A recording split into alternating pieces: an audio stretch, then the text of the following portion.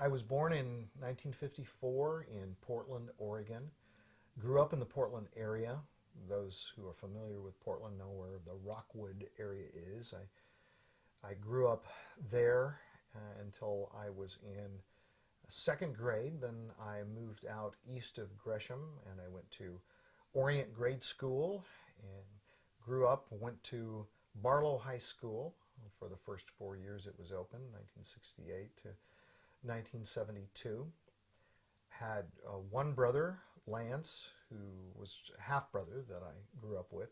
I also had two half-brothers and two half-sisters who were quite a bit older from a previous marriage of my dad's, but I didn't really know them very well at the time. I've gotten to know them more over the years. I had a number of different jobs as I was growing up. I did what a lot of kids have done, picked the strawberries and raspberries and blackberries, and then I cut cauliflower and broccoli and planted different things. I spent one memorable summer sorting through potatoes.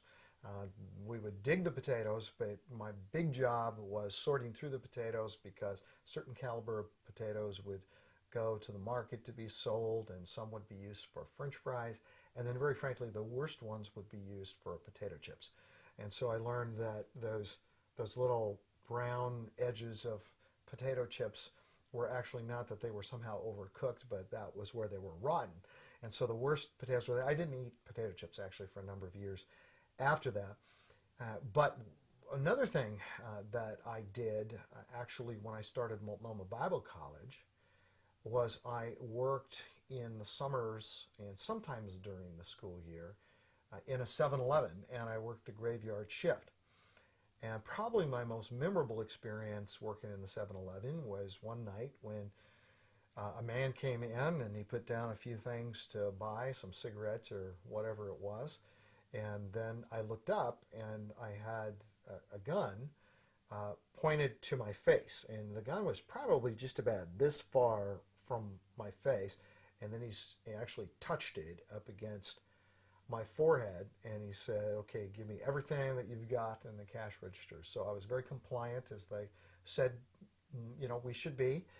Probably would have been compliant even if they hadn't said we should be that. Just as I was being robbed, the front door of the store opens, and in walks a man, and he says, "Where's the toilet paper?"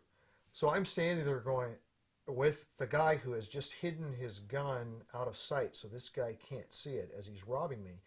He turns around to the guy, sticks the gun in his face, tells him he wants his wallet, he wants all of his money and all that. And the guy was, to say the least, was distressed and upset. I thought afterwards I had my wallet. He didn't ask for my wallet, and I was very, very grateful for that. But this guy who walked in was a guy who would come in periodically, and he was actually a security guard who was off duty. So I kind of saw the security guard who was at his worst.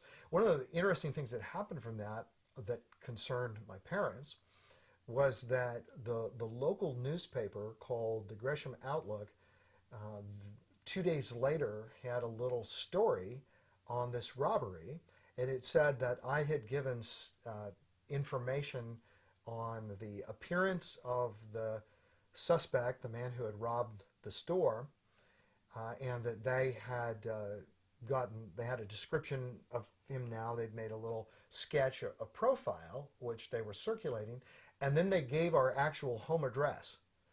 And so my dad had his gun out, ready to go in case he got paid a visit. Fortunately, that young man, for his sake, never showed up.